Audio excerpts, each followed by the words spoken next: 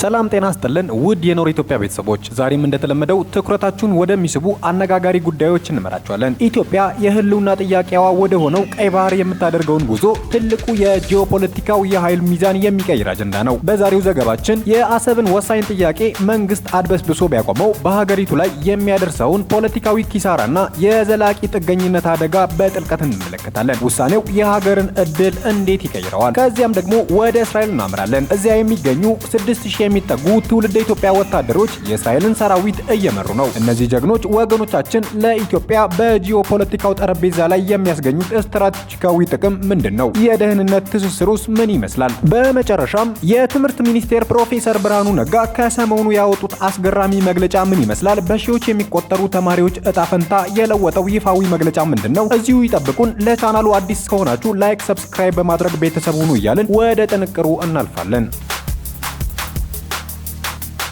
የአባይ ወንዝ ዳርቻ ላይ የቆመችው ኢትዮጵያ አሁን ደግሞ እይታዋን ወደ ምስራቅ ወደ ቀይ ባህር ዳርቻ ዙራለች። 130 ሚሊዮን በላይ ህዝብ ያላት ታላቅ ሀገር ወደብ አልባ ሆና መቀጠሏ እንደ ህልውና ጥያቄ አድርጋ ካቀረበች ወዲህ በክልሉ አዲስ የጂኦፖለቲካ ውጥረት ተፈጥሯል። ይህ ዛሬ የሁሉም ዜጋ ጥያቄ ነው። የኢትዮጵያ የማይለወጥ ፍላጎት ከኢኮኖሚ እስከ ሉዓላዊነት። ኢትዮጵያ ቀይ ባህርን አጥብቃ የምትፈልግበት ምክንያት ከስሜት ያለፈ በቁጥሮች የተደገፈ እውነታ ነው። ሀገሪቱ ከዓለም አቀፍ ንግዷ ከ95% በላይ በባህር ላይ ጥገኛ ናት። በአብዛኛው በጅቡቲ ወደብ ብቻ መመካት ኢትዮጵያ በዓመት ቢሊዮን የሚቆጠር ዶላር ለሎጂስቲክ ወጪ እንድታወጣ ያስገድዳታል። ለኢትዮጵያ ወደብ ማግኘት ማለት የመጀመሪያው ኢኮኖሚን ማፍጠን ነው። የትራንስፖርት ወጪን በእጅጉ በመቀነስ የኢትዮጵያ ምርቶች በዓለም ገበያ ተወዳዳሪ ይሆናሉ። ሁለተኛው የፖለቲካ ነጻነት ነው። በአንድ ወደብ ላይ መደገፍ የሚያስከትለውን የፖለቲካ ጫናና ተጋላጭነትን ያስወግዳል። ሶስተኛው የኃይል ሚዛን በህዝብ ብዛትና በኢኮኖሚ አቅም ከቀጠናው ጋር ተመጣጣኝ የሆነ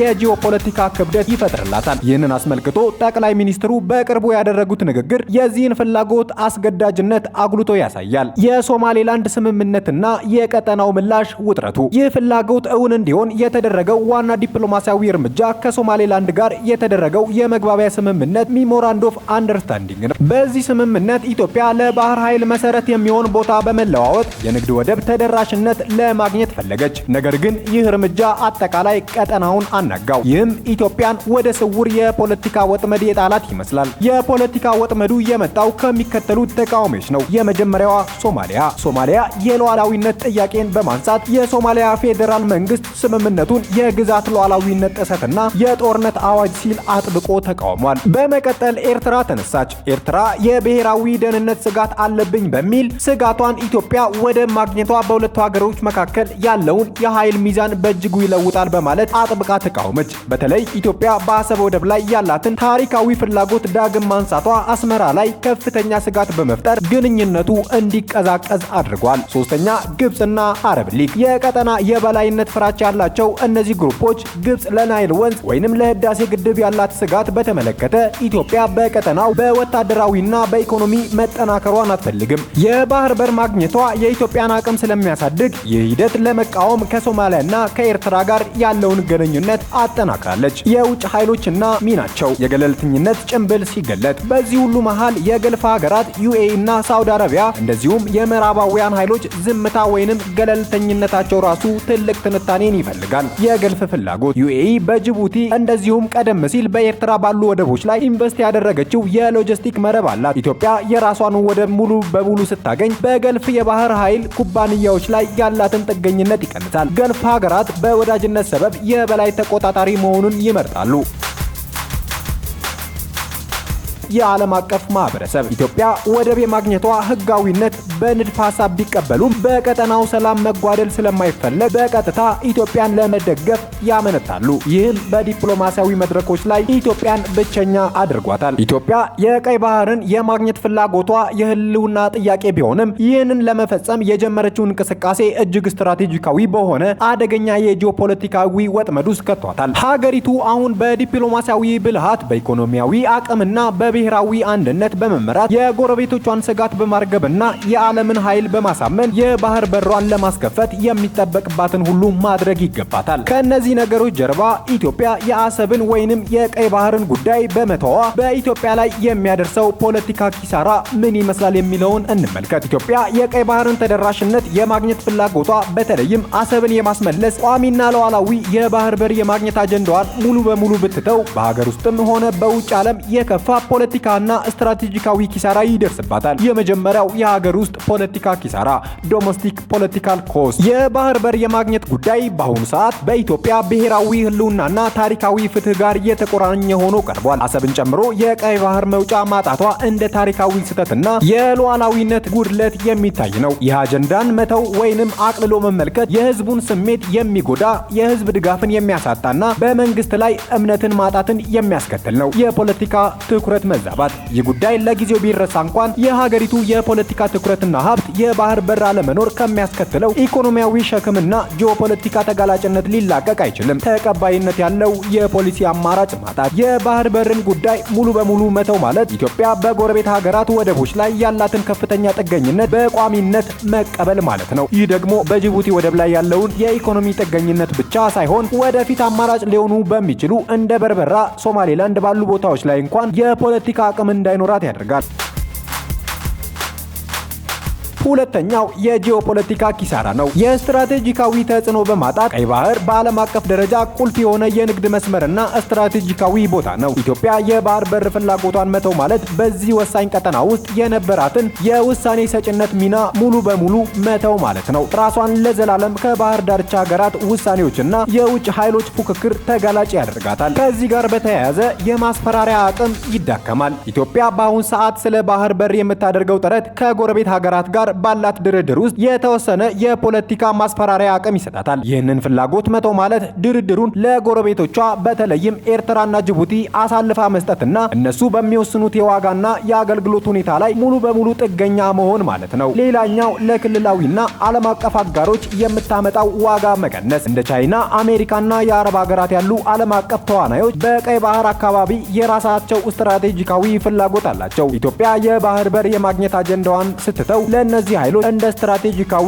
አጋር የምታመጣው ዋጋ ይቀንሳል። ምክንያቱም የባህር ላይ ደህንነትና የንግድ ፍሰት ጉዳይ በቀጥታ የሚያሳስባት ሀገር መሆኗ ስለሚቀር። ሶስተኛውና ዋነኛው ጉዳይ የኢኮኖሚ ኪሳራ ነው። ኢኮኖሚ ኮስት፣ የዘላቂነት ጥገኝነት ወጪ። ምንም እንኳን ኢኮኖሚያዊ ጉዳይ ባይሆንም የባህር በር ፍለጋን መተው ኢትዮጵያ ለወደብ አገልግሎትና ትራንስፖርት የምታወጣውን ከፍተኛ ወጪ በቢሊዮን የሚቆጠር ዶላር መቀበል ማለት ነው። ይህ ወጪ ደግሞ የኢትዮጵያን ተወዳዳሪነት የሚገድብና የሀገሪቱን የውጭ ምንዛሪ የሚጨርስ በመሆኑ ፖለቲካዊ ጫና መፍጠሩ አይቀርም። ባጭሩ የአሰብ ጉዳይን መተው ወይንም የቀይ ባህር ተደራሽነትን በተመለከተ ያለውን ፍላጎት መተው ማለት ኢትዮጵያ ለዘላቂ ስትራቴጂካዊ ተጋላጭነት በራሷ ፈቃድ እጇን መስጠት ማለት ነው። ይህም የሀገርን የውስጥ ፖለቲካ አለመረጋጋት፣ በውጭ ጉዳይ ላይ ተጽዕኖ ማጣትንና ቋሚ ኢኮኖሚያዊ ሸክምን ያስከትታል። በዚህም የዘላለም እስረኛ ሆና ትቀራለች ማለት ነው።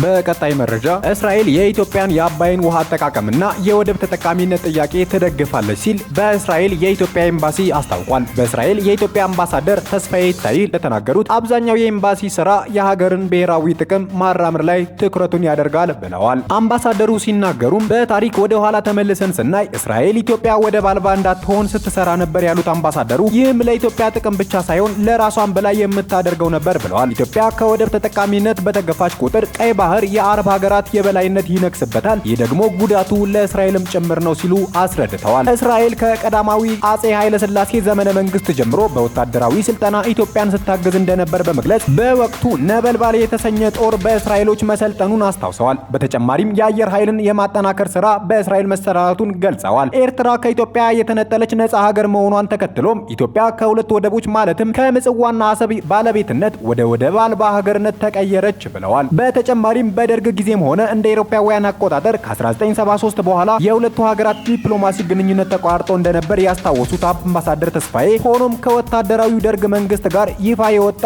በወታደራዊ በመረጃ ልውውጥ በመተባበር ግንኙነት እንደነበር ተናግረዋል። አሁን ላይ ኢትዮጵያ በህጋዊ በሰላማዊና ዲፕሎማሲያዊ መንገድ በሰጥቶ መቀበል መርህ የባህር በር ባለቤት ለመሆን ጥረት እያደረገች መሆኑን በማንሳት ኤምባሲው ባገኘው አጋጣሚ ሁሉ ይህንን የኢትዮጵያን ጥያቄ በማስረዳት ላይ እንደሚገኝ ተናግረዋል። ለእስራኤል የሚዋጉ ትውልደ ኢትዮጵያውያን ወታደሮች ትውልደ ኢትዮጵያውያን እስራኤላውያን በከፍተኛ ቁጥር ለሰራዊት አገልግሎት የሚገቡ ሲሆን ከሌሎች የእስራኤል ማህበረሰብ ክፍሎች ጋር ሲነጻጸር ከፍ ያለ የመመልመል መጠን አላቸው። አብዛኛዎቹ ወንዶች እስከ 50% የሚሆኑት በፊት የውጊያ ኮምባት ክፍሎች ውስጥ ያገለግላሉ። ይህም አማካይ የሀገር ውስጥ መጠን በእጅጉ ይበልጣል። በ2011 አካባቢ ወደ 5600 ወታደሮች እንደሚጠቁሙ ሲናገሩ የአሁኑ ትክክለኛ ቁጥር ከዚህ ሊበልጥ ይችላል፣ ምናልባትም ወደ 7000 ወታደሮች። የኢትዮጵያ ወታደሮች በጂኦፖለቲካው አንድምታ ለኢትዮጵያ የሚያስገኙ ጥቅም ምን ይመስላል? ይህ የትውልደ ኢትዮጵያውያን ወታደራዊ ተሳትፎ ለጂኦፖለቲካውና ለዲፕሎማሲያዊው ረገድ የራሱ የሆነ ጠቀሜታ አለው። የትብብር ድልድይ ትውልደ ኢትዮጵያውያን ወታደሮች በተለይም መኮንኖች በኢትዮጵያና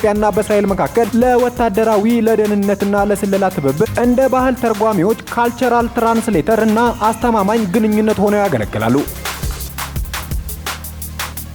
የእስራኤል የላቀ የጦር መሳሪያ ቴክኖሎጂና የጸረ ሽብር ስልጠና ለኢትዮጵያ ሊተላለፍ በሚችልበት ጊዜ የመተማመንና የመግባባት መንገዶችን ያመቻቻሉ። ሁለተኛው የዲፕሎማሲያዊ ክብደት ዲፕሎማቲክ ዌይት ነው። በእስራኤል ማህበረሰብ ውስጥ ጠንካራ የውጊያ ተሳትፎ ያላቸው ማህበረሰብ መኖር ለኢትዮጵያ ለስላሳ ኃይል ወይንም ሶፍት ፓወር ይሰጣታል። ይህ ደግሞ እንደ ቀይ ባህር ተደራሽነት ባሉ ስትራቴጂካዊ ጉዳዮች ላይ የእስራኤልን ፖለቲካዊ ድጋፍ ለማግኘት ይረዳል። እስራኤል ትውልደ ኢትዮጵያውያንን የጦር ሰራዊቷ ዋና አካል አድርጋ ስለምትቆጥር ከኢትዮጵያ ጋር ያላትን ግንኙነት ማጠናከር እንደ ብሔራዊ ጥቅም ትመለከተዋለች። ሶስተኛው መረጃና እውቀትን ማግኘት በአስፈላጊ ወታደራዊ ቦታዎች ላይ ያሉ ትውልደ ኢትዮጵያውያን መኮንኖች መኖራቸው ኢትዮጵያ በጎረቤት ሀገራት እንደ ኤርትራና ሱዳን ላይ ስለሚደረጉ የእስራኤል የደህንነት ትንተናዎችና የጂኦፖለቲካዊ ውሳኔዎች ጠቃሚ መረጃዎች ምንም እንኳን ይፋ ባይሆኑም እንድታገኝ ያግዛታል። ባጭሩ የትውልደ ኢትዮጵያውያን ወታደሮች ከፍተኛ ተሳትፎ የኢትዮጵያንና የእስራኤልን ግንኙነት የሚያጠናክር ስትራቴጂካዊ ድልድይ ሲሆን ኢትዮጵያ በቀጠናው ጂኦፖለቲካዊ ውጥረት ውስጥ አስተማማኝ የቴክኖሎጂና የደህንነት አጋር እንድታገኝ ያግዛታል። በኢትዮጵያና በሶማሌላንድ መካከል በጥር 2024 የተፈረመውን የመግባቢያ ስምምነት በቀጠናው ውጥረት በፈጠረበት ወቅት የእስራኤል መንግስት በኢትዮጵያ በኩል ያለውን የዲፕሎማሲያዊ ጥረት የማይቃረን አቋም አሳይቷል። ይህ ድጋፍ የኢትዮጵያን የባህር ላይ ምኞት በዓለም አቀፍ ደረጃ ተቀባይነት እንዲያገኝ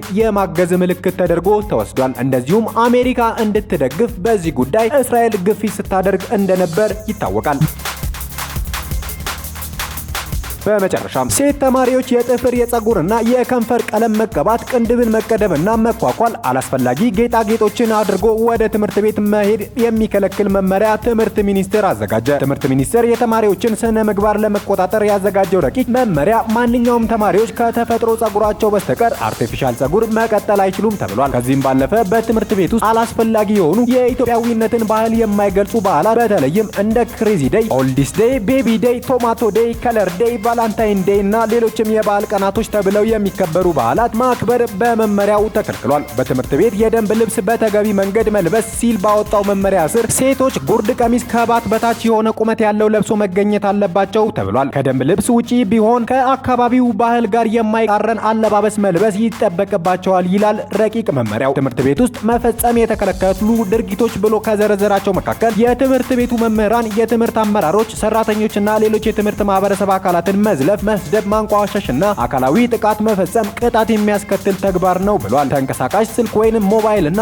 የሙዚቃ ማዳመጫ መሳሪያዎችን ትምህርት ቤት ቅጥር ግቢ ውስጥ ይዞ መገኘት ረቂቅ መመሪያው ከልክሏል። በዚህ ረቂቅ ደንብ ትንባሆ፣ ሲጋራ፣ ሺሻ፣ ጫት፣ አልኮል፣ የናርኮቲክና ሳይኮፕሮቲክ ዝርያ ያላቸው አደገኛ ህገወጥ መድኃኒቶችና ሱስ አስያዥ እጾች ትምህርት ቤት አካባቢ መሸጥም ሆነ ይዞ መገኘት ይከለክላል። የአልኮል መሸጫና ማከፋፈያ ቤቶች፣ የሲጋራ መሸጫ ሱቆች፣ ሺሻ ቤቶች፣ ጫት መሸጫና መቃሚያ ቤቶች፣ ጭፈራ ቤቶች፣ ቁማር ቤቶች፣ የእንግዳ ማረፊያ ቤቶችና የሰውነት መታሻ ወይንም ማሳጅ ቤቶች በትምህርት ቤቶች በ500 ሜትር ርቀት ውስጥ መክፈት አይቻልም ብሏል። ፊልም ማሳያ ቤቶች፣ ፕሌይስቴሽን ቤቶች፣ ዲኤስቲቪ ቤቶች፣ ከረምቡላ፣ ፑል፣ ጆተኒ፣ ቢንጎና የስፖርት ቁማር ማጫወታ ቤቶችም በትምህርት ቤት አቅራቢያ መክፈትን ከልክሏል። አበቃን። ሐሳብ አስተያየታችሁን በኮሜንት ሴክሽኑ ላይ አስፍሩልን። መልካም ጊዜን ተመኘን።